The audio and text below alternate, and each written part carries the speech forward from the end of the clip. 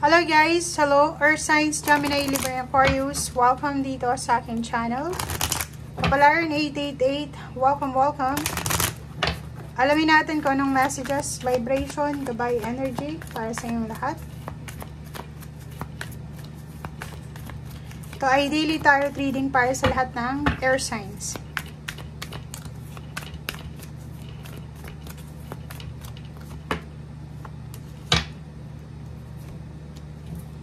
Okay, Earth Signs. Main male. Oh. Isa ka bang lalaki? Or kung ano man yung gender mo.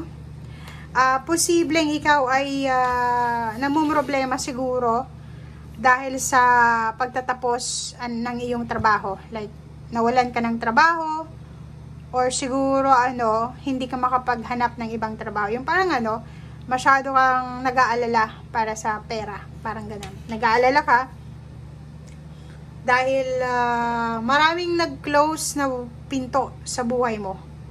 Okay? Pwedeng hirap na hirap ka nang mag-apply ng trabaho or siguro may trabaho ka pero hindi naman siya masyadong stable lalo na sa usaping pera.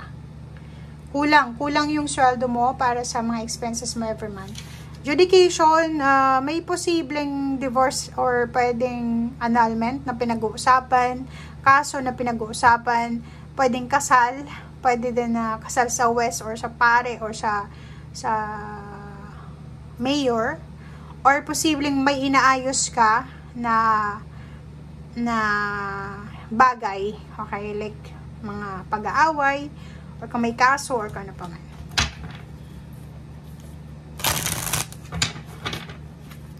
Or pwedeng wala kang pera, naghahanap ka ng solusyon sa paano ba ako makakakuha ng pera, o paano ba ako kikita ng pera. Parang ganun.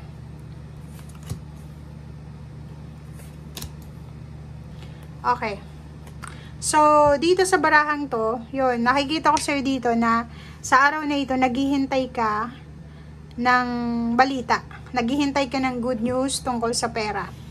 Naghihintay ka ng balita tungkol sa trabaho. Pwedeng ino-offer sa yung trabaho or pwedeng ina-applyan mong trabaho.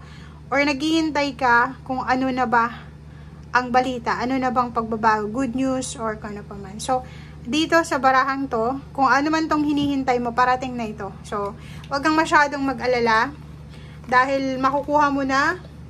Darating na yung financial independence, freedom, harmony, life change, freedom din to So, maraming magbabago sa buhay mo na siguro ini-expect mo or hindi mo ini-expect na posibleng mangyari sa'yo. So, konting tiis na lang kasi parating na.